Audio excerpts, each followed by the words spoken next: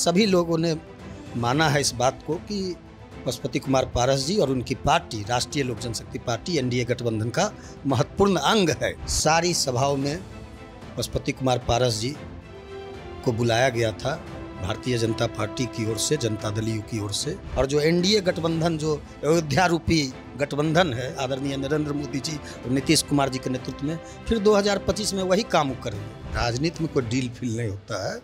राजनीति में एक दूसरे के प्रति सम्मान, आदर भाव है ना होता है। जब यह गठबंधन जो एक छतरी है, अम्ब्रेला है, इस अम्ब्रेला के नीचे हम लोग हैं, तो निश्चित रूप से आपस में कोऑर्डिनेशन होता है, सहमति होता है। चिराग पासवान जी या उनके जो भी सांसद हैं वो एनडीए के प्रवक्ता नहीं हैं, इसलिए एनडीए के प्रवक्ता के रूप में उनको बयानबाजी से, अनर्गल बयानबाजी से, अनर्गल प्रलाप से बचना चाहिए। जो कल राज्यसभा का नामांकन था एनडीए गठबंधन के दोनों प्रत्याशियों का, उससे इस मुलाकात को आप जोड़ कर नहीं देख सकते हैं।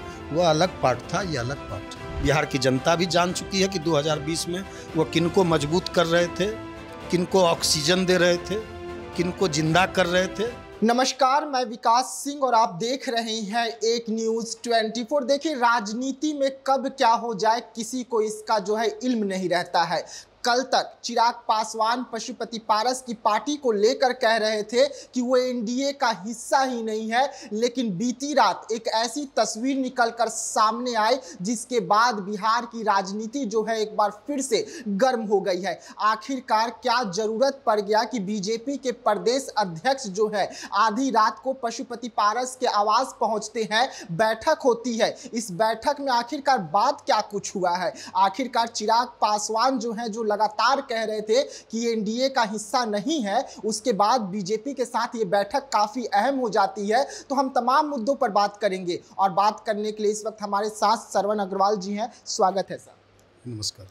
कल बीजेपी के प्रदेश अध्यक्ष जी का आधी रात को पहुंचते हैं, बातचीत हुई है, क्या हुई है सर इस बैठक में? मैं आदरणीय दिलीप जायसवाल जी भारतीय जनता पार्टी के नवनियुक्त प्रदेश अध्यक्ष बिहार के बनाए गए और राष्ट्रीय लोक जनशक्ति पार्टी एनडीए गठबंधन की एक प्रमुख अलायंस पार्टी, तो इसी नाते कल आदरणीय दिलीप जायसवाल जी आए थे और हमारे दल के राष्ट्रीय अध्यक्ष पूर्व केंद्रीय मंत्री आदरणीय पशुपति कुमार पारस जी, दोनों नेताओं की मुलाकात हुई और उन्होंने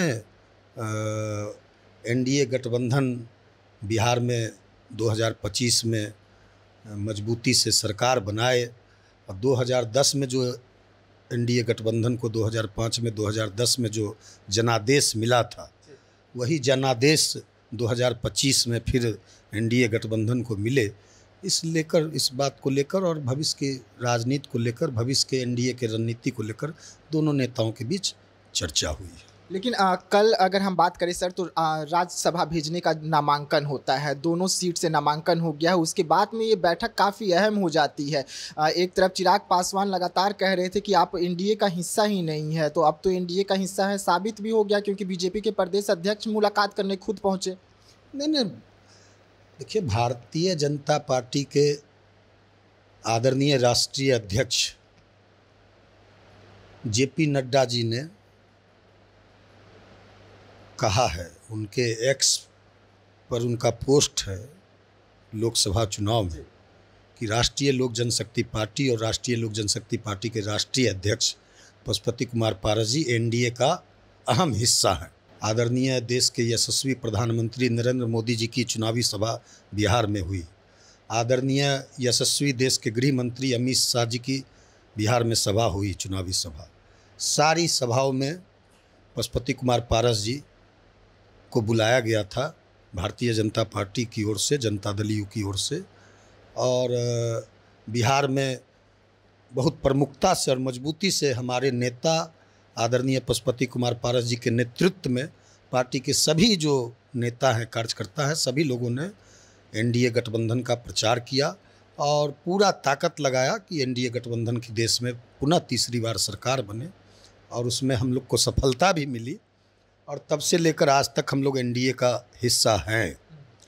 और सभी लोगों ने माना है, जनता दल यूनाइटेड के नेताओं ने या और भी जो एनडीए में सहयोगी पार्टियां हैं बिहार में, चाहे आदरणीय जीतन राम मांझी जी की पार्टी है हिंदुस्तानी अवाम मोर्चा सेकुलर, आदरणीय उपेंद्र कुशवाहा जी की पार्टी है राष्ट्रीय लोक मोर्चा, सभी लोगों ने माना है इस बात को कि पशुपति कुमार पारस जी और उनकी पार्टी राष्ट्रीय लोक जनशक्ति पार्टी एनडीए गठबंधन का महत्वपूर्ण अंग है।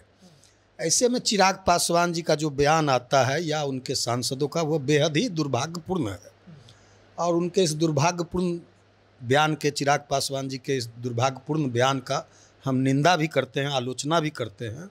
और दूसरी बात आपको बता दें, चिराग पासवान जी अपने पार्टी के राष्ट्रीय अध्यक्ष हो सकते हैं, अपने पार्टी के राष्ट्रीय प्रवक्ता हो सकते हैं, या उनके जो सांसद हैं उनकी पार्टी के प्रवक्ता हो सकते हैं, लेकिन वो चिराग पासवान जी या उनके जो भी सांसद हैं वो एनडीए के प्रवक्ता नहीं हैं। इसलिए एनडीए के प्रवक्ता के रूप में उनको बयानबाजी से, अनर्गल बयानबाजी से, अनर्गल प्रलाप से बचना चाहिए, हमारा यही सलाह है। लेकिन मोदी जी के हनुमान बने तो फिरते हैं। मोदी जी के हनुमान थे तो 2020 में क्या किए थे? मोदी जी के, आदरणीय मोदी जी के अयोध्या में ही ना बिहार में आग लगाए थे 2020 में, और वह तो 2025 में भी देखिएगा। जो लालू प्रसाद यादव जी का राष्ट्रीय जनता दल रूपी लंका है, उसको जलाने के बजाय राष्ट्रीय जनता दल रूपी लंका को सजाने का काम करेंगे। और जो एनडीए गठबंधन, जो अयोध्या रूपी गठबंधन है आदरणीय नरेंद्र मोदी जी और नीतीश कुमार जी के नेतृत्व में, फिर 2025 में वही काम करेंगे। फिर वह एनडीए के ही लंका में आग लगाने का प्रयास करेंगे 2020 की तरह, लेकिन इस बार वो अपने कुत्सित प्रयास में सफल नहीं होंगे। हम लोगों ने 2020 में उनके इस प्रयास को देख चुका है, बिहार की जनता भी जान चुकी है कि 2020 में वो किनको मजबूत कर रहे थे, किनको ऑक्सीजन दे रहे थे, किनको जिंदा कर रहे थे और किनको ख़त्म करने की वो साजिश और षड्यंत्र रच रहे थे।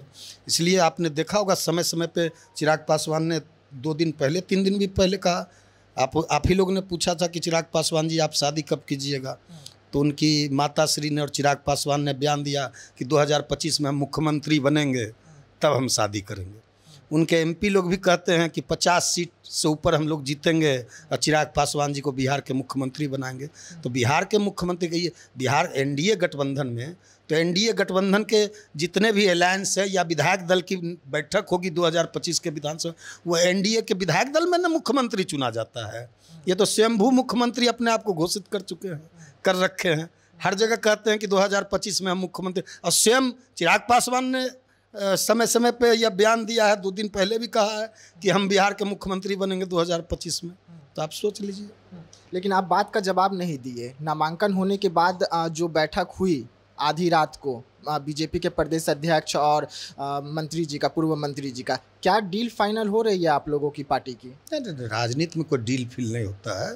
राजनीति में एक दूसरे के प्रति सम्मान, आदर भाव है ना होता है, और कैसे हम एनडीए गठबंधन को मजबूत करें, अलायंस को कैसे एक साथ इकट्ठा करके चलें, अलायंस में पूरी ईमानदारी और एकजुटता का जो भाव दिखता है वो दिखना चाहिए, और दिखा भी कल।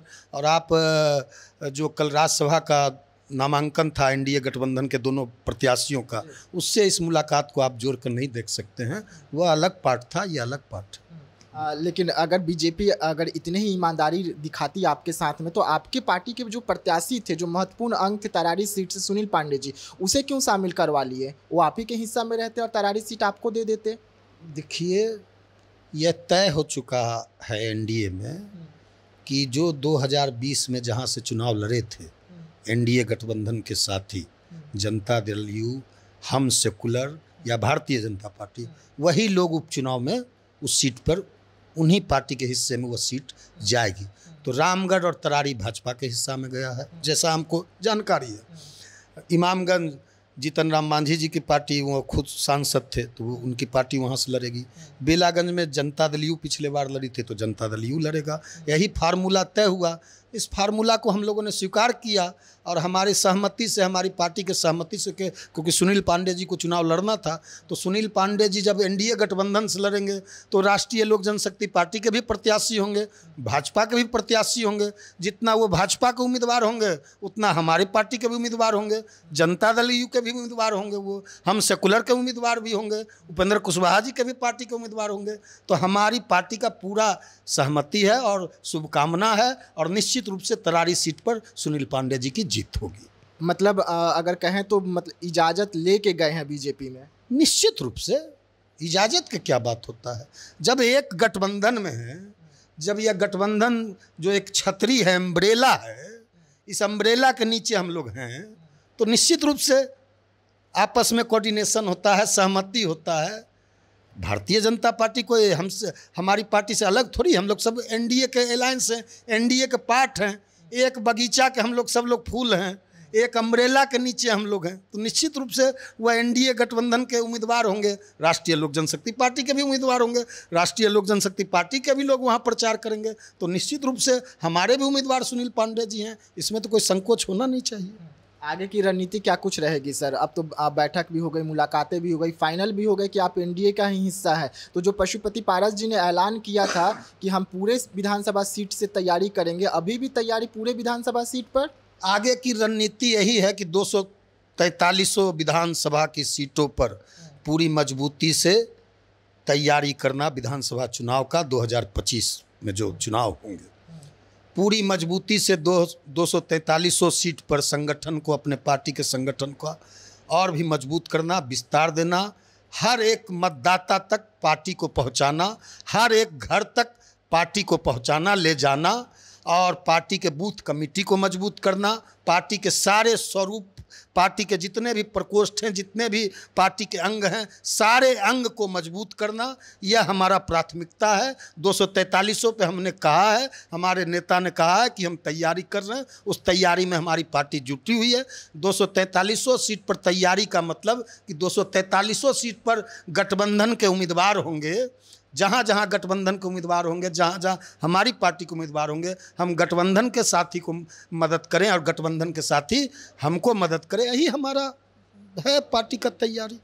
कितने सीट का डिमांड रख रहे हैं बीजेपी एनडीए के सामने आपकी पार्टी? इसके लिए हम अधिकृत नहीं हैं, इसके लिए पार्टी का नेतृत्व अधिकृत है, पार्टी का संसदीय बोर्ड अधिकृत है। इसके लिए पार्टी के हम राष्ट्रीय प्रवक्ता हैं। कितना सीट मिलेगा, कितना सीट लेना है, क्या गठबंधन में वार्ता होगी, क्या गठबंधन से बात होगी, यह सब चीज़ के लिए राष्ट्रीय अध्यक्ष अधिकृत हैं, संसदीय बोर्ड अधिकृत है, शीर्ष नेतृत्व अधिकृत है, हम अधिकृत नहीं। देखिए, श्रवण अग्रवाल जी को आप सुन रहे थे, तमाम मुद्दों पर खुलकर अपनी बातों को रखते हैं और एक बार फिर जिस तरीके से मुलाकातें हुई हैं आधी रात को और चिराग पासवान जो सपना देख रहे हैं सीएम बनने का, तमाम मुद्दों पर खुलकर जवाब दे रहे थे। देखिए, कल नामांकन होता है और नामांकन के ठीक बाद आधी रात को ये बैठक हो जाती है और बैठक होने के बाद तुरंत दिल्ली रवाना भी हो जाते हैं पशुपति पारस जी। तो कहीं ना कहीं राजनीति जो है बिहार की एक बार फिर से गर्म हो रही है। ऐसे में अब किस करवट ये राजनीति लेगी, ये भी देखने वाली बात होगी। तो ऐसे तमाम खबरों के लिए आप बने रहिएगा एक न्यूज़ 24 के साथ। दीजिएगा इजाजत, धन्यवाद।